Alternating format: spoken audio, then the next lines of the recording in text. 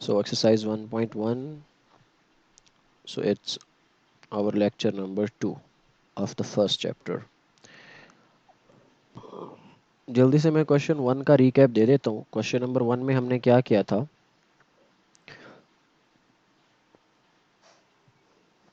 हमने बस बताना था either the given equations are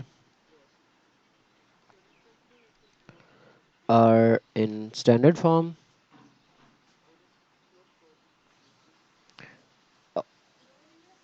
और प्योर क्वाड्रेटिक इक्वेशन. तो ये था. अभी जो क्वेश्चन नंबर 2 है, क्वेश्चन नंबर 2 में हमने प्रॉपरली इनको सॉल्व करना है. अब जब इनको सॉल्व करना होता है ना, तो यहाँ पे देयर इज़ अ पॉसिबिलिटी. हाँ, yes, there is a possibility कि वो आपको डायरेक्टली बता दे कि भाई इसको फैक्टराइज करो और आपको सीधी सीधी क्वाड्रेटिक इक्वेशन दे दे. और ऐसा भी पॉसिबल है कि वो आपको ऐसी इक्वेशन दे जो आपको खुद ही फैक्टर पहले उसको थोड़ा बहुत चेंज करना पड़े, उसको रिड्यूस वो किसी और फॉर्म में हो और आपको क्वेश्चन 1 की तरह उसको पहले क्वाड्रेटिक फॉर्म में रिड्यूस करना पड़े. हम देखते हैं.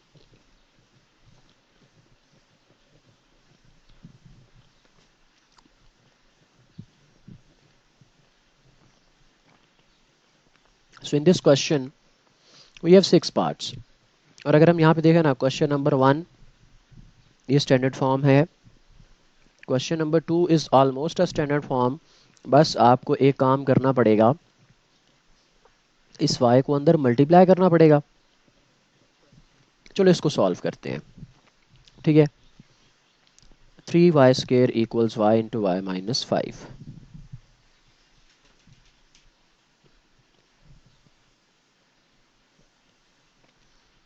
तो क्वेश्चन की स्टेटमेंट है factorise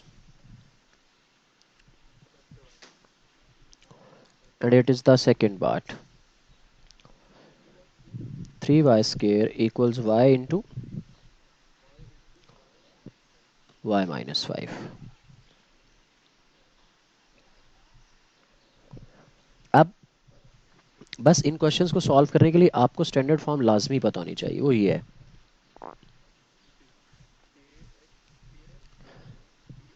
plus plus B X. हाँ, plus B X plus C equals to 0. मतलब राइट साइड पे देयर शुड बी 0. अब यहाँ पे राइट साइड पे कोई वैल्यू है.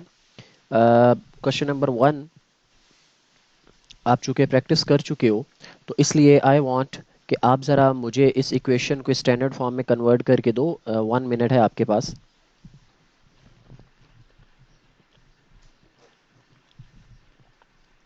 3y square. अब इस ब्रैकेट को एक्सपेंड करेंगे, y अंदर मल्टीप्लाई होगा तो y into y is y square. अब क्वाड्रेटिक इक्वेशन में ये होता है कि सबसे पहले स्क्वायर वाली टर्म आती है, फिर x वाली अगर टर्म हो तो फिर कांस्टेंट राइट साइड पे 0 रखना होता है. तो ये जो राइट साइड पे दोनों टर्म्स हैं, हम इनको इधर शिफ्ट कर देते हैं. साइन दोनों का चेंज हो जाएगा. वाई स्क्वायर पॉजिटिव है नेगेटिव हो जाएगा, 5y नेगेटिव है तो पॉजिटिव हो जाएगा, इक्वल 0. ठीक है. 3y square negative y square is 2y square plus 5y equal 0. अच्छा, अब इसमें जो कांस्टेंट है वो गायब है. This is standard form, not pure. क्योंकि प्योर हम कहते हैं कि जब हमारे पास x वाली टर्म ना हो तो वो प्योर होती है, लेकिन यहाँ तो सिंपल y वाली टर्म है. एनीवे anyway, अब हमने इसको सॉल्व करना है. जी जी पूछे. हाँ हाँ.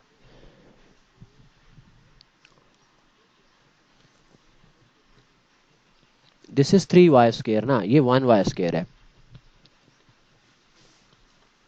और 3 माइनस 1 2 होता है.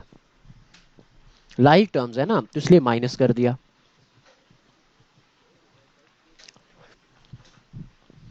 अब आपने इसको सॉल्व करना है एंड सॉल्व बाय फैक्टराइजेशन है, तो आप इन दोनों में से y कॉमन ले लो. y कॉमन लिया तो 2y plus 5 equals to 0. So this implies either y is equals to 0 or 2y plus 5 is equals to 0. 2y is equals to -5, 5 shift किया तो -5 हो गया, 2 मल्टीप्लाई हो रहा है इधर आके डिवाइड हो गया। तो ये दो आपके आंसर्स आ गए।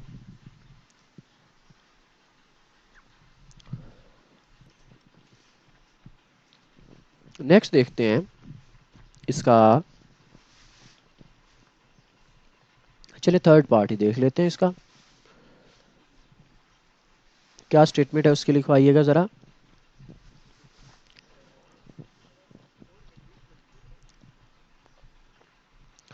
सॉल्व बाय फैक्टराइजेशन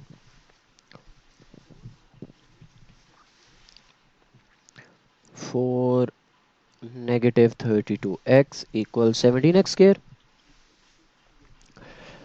देखें again it's a quadratic equation but it is not in the standard form, तो हमने इसको कन्वर्ट करना है। कन्वर्ट कैसे करना है? एक्स स्क्वायर वाली टर्म, हाँ 17x जो एक्स स्क्वायर वाली टर्म है ना, उसको हमने हमेशा कोशिश करनी है कि वो पॉजिटिव ही रहे। To keep this term positive हम यहाँ पे इस केस में क्या करेंगे, इधर 0, ये आ जाएगा 17x स्क्वायर प्लस 32x, उधर माइनस हो रहा था, 4 उधर ऐड हो रहा है, इधर आके माइनस हो गया।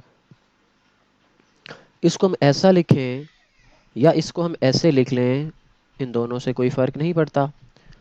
32x -4 equals 0। अब आप ये बताओ क्या ये स्टैंडर्ड फॉर्म में है या प्योर क्वाड्रेटिक इक्वेशन है? It is obviously standard. ठीक है, अब इसको सॉल्व बाय फैक्टराइजेशन करना है तो वो होता है मिड टर्म ब्रेकिंग। अब मिड टर्म ब्रेकिंग क्या होती है कि आप अपनी एक्स स्क्वायर वाली टर्म फर्स्ट टर्म को और लास्ट टर्म को मल्टीप्लाई करते हो। अब अगर मैं 17 को मल्टीप्लाई करूँ विद -4 तो आंसर इज -68। अब आपने इस मिडल टर्म को ब्रेक करना है 32 को into two numbers such that product should be -68 और सम या डिफरेंस 32 ही होना चाहिए। देखो जब आपका प्रोडक्ट हो ना नेगेटिव, इन दोनों का प्रोडक्ट अगर आपके पास आ रहा हो माइनस में, तो समझ जाओ कि आपने ऐसे दो नंबर्स लेने हैं। उन दो नंबर्स देखो ना, हम कहते हैं या तो सम लें या प्रोडक्ट सॉरी या तो सम लें या डिफरेंस लें, ठीक है। लेकिन जब आपका अगर ये मल्टीप्लिकेशन से नेगेटिव आ रहा हो ना, तो समझ जाओ कि हमेशा सब्ट्रैक्शन होगी। अगर मल्टीप्लिकेशन से, आई एम रिपीटिंग इट, अगर मल्टीप्लिकेशन से माइनस का साइन आ रहा हो तो समझ जाओ कि सब्ट्रैक्शन होगी। ठीक है, अब देखो भाई ये है 32, मैं 68 को फैक्टराइज, इसकी प्राइम फैक्टराइजेशन कर लेता हूँ अपनी आसानी के लिए। 2 पे डिविजिबल है ना, ये 2 पे इसको डिवाइड किया, 2 3 जार 2 4 जार, ये तो मुझे इधर ही फैक्टर मिल गया। ये देखो 34 और 2 आगे करने की ज़रूरत ही नहीं है। भला कैसे? 34 में से अगर मैं, यस, अब अगली बात ये आ जाती है कि सर क्योंकि हमने इनको माइनस करना है तो हमें 2 के साथ माइनस लगाना चाहिए या 34 के साथ। तो मिडल टर्म को देख लेना है, मिडल टर्म के साथ जौन सा साइन होगा वही आपने बड़े नंबर के साथ लगाना है। मिडल टर्म के साथ पॉजिटिव है तो हम +2 के साथ लगाएंगे या 32 के साथ, 34 के साथ सॉरी। तो ये +34 एंड -2, तो ये बन जाएगा आपका 17x square plus 34x -2x -4 equal 0। 17x common ले लिया, 17 कॉमन चला गया, एक्स स्क्वायर में से x कॉमन चला गया तो x रह गया, plus 34 17 two times x is common, -2 common in दोनों में से, तो x +2 इक्वल 0। अब ये x +2 और x +2 है, ठीक है, और ये 17 x negative 2 equal 0. So x plus two is equals to zero. अब देखो जब दोनों का प्रोडक्ट इक्वल टू ज़ीरो आ जाएगा तो x plus two is equals to zero और 17x negative two is equals to zero. x is negative two, 17x is two, उधर जाके पॉजिटिव हो गया. हमें x चाहिए तो 2/17.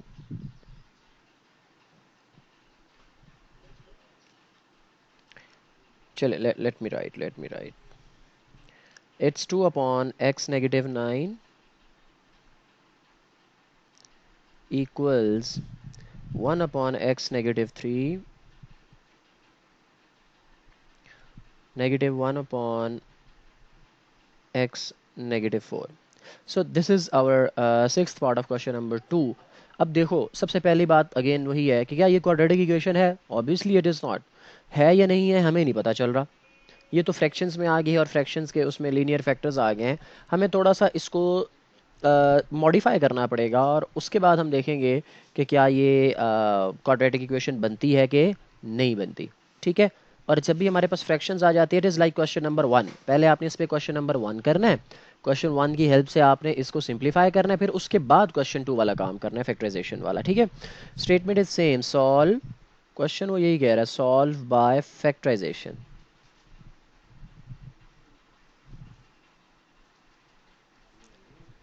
अब बिल्कुल सेम एलसीएम वाला मेथड है इसका भी.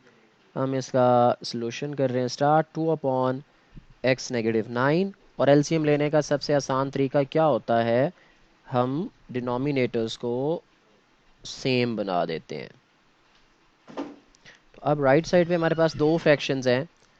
तो अब देखो क्रॉस मल्टीप्लाई किस्म का कर देना है. This is x negative 3, this is x negative 4. तो आपने फर्स्ट वाली को x नेगेटिव 4 से ऊपर नीचे फ्रैक्शन को मल्टीप्लाई कर दो और इसको x नेगेटिव 3 के साथ. ठीक है. अब इससे क्या हो जाएगा, आप इसको फर्दर सिंप्लीफाई करोगे. इस साइड को हमने कुछ नहीं कहना, ये एज इट इज़ आ जाएगी. ये आ जाएगा x नेगेटिव 4 माइनस, ये -1 है. तो जब -1 इन दोनों से मल्टीप्लाई होगा तो it will just change it's science. तो +3 डिवाइडेड बाय, इन दोनों को आप कंबाइन कर दो, x नेगेटिव 3 x नेगेटिव 4. अब आप यहाँ पे देखो, this is positive x, this is negative x, तो आपने इन दोनों को कैंसिल आउट कर दिया.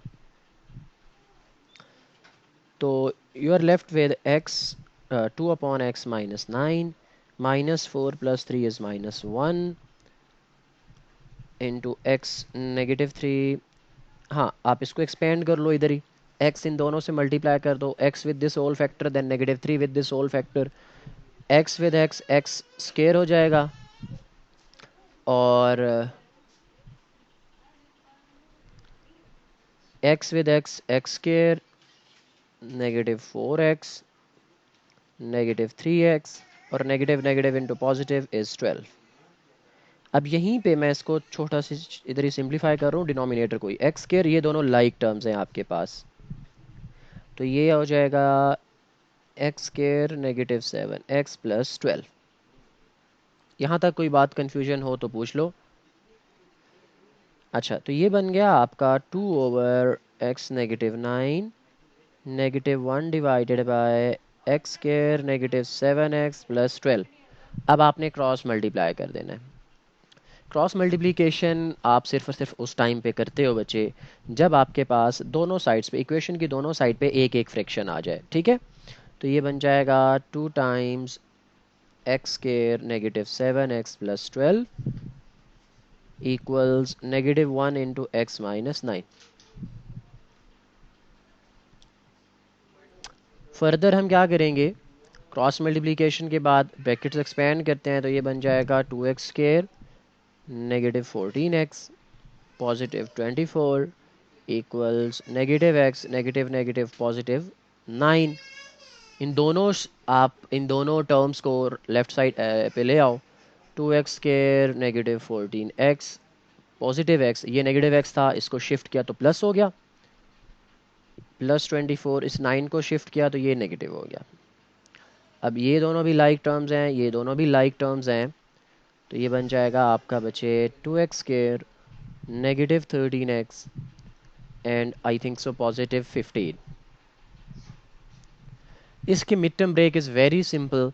आप फर्स्ट टर्म को 2 को जब 15 से मल्टीप्लाई करोगे, सो द सो 14x और x लाइक टर्म्स थी, इसको सिंप्लीफाई कर लिया, कॉन्स्टेंट्स को भी सिंप्लीफाई कर लिया।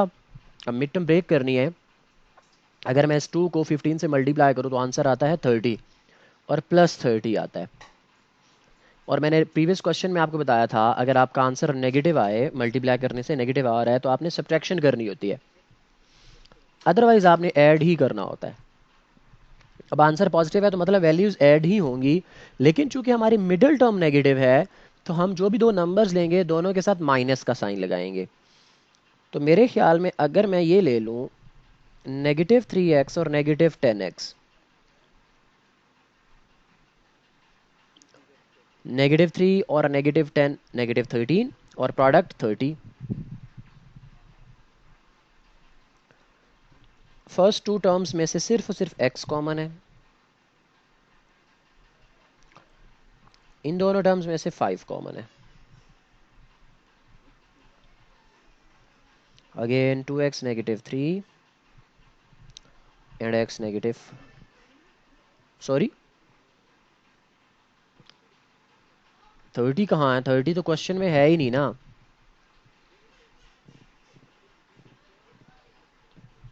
हाँ हाँ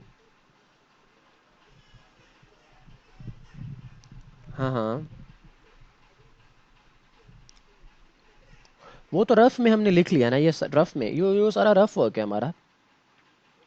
हाँ, अब देखो these two factors are equals to 0, तो either 2x -3 is equals to 0 और x -5 इज इक्वल्स टू 0। 3 जब शिफ्ट किया तो ये +3 डिवाइडेड बाय 2, नेगेटिव उधर शिफ्ट किया तो 5। आपके पास x की दोनों वैल्यूज आ गई। You can take screenshot of it, ये ले।